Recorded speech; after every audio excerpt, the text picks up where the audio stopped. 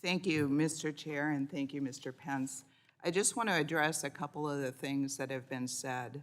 My Democratic colleague, Representative Castor, talked passionately about induction cooktop stoves, said my legislation was a waste of time. I obviously disagree.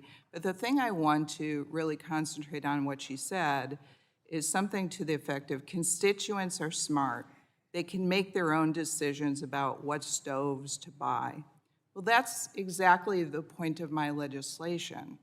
The Department of Energy's new proposed energy efficiency standards will not allow people to select whatever stove they want to have, because even in the DOE's own report, it said that it would, 96% of existing cooktops, gas cooktops, would not meet the new standards.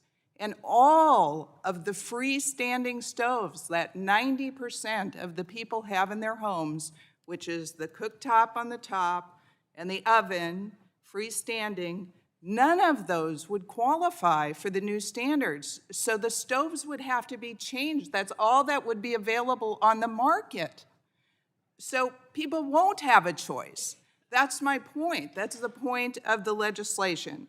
The other thing that I'd like to point out is several of my Democratic colleagues even said in their argument against my bill, well, the DOE says that it would only affect 50% of the existing gas stoves. Well, that means 50% of the gas stoves won't be available. The ones that are available today will not be available in the future to purchase. And the last thing I'd like to say is there's, some of my Democratic colleagues are like, it will not ban existing gas stoves. They're not going to take them out of the home. I agree.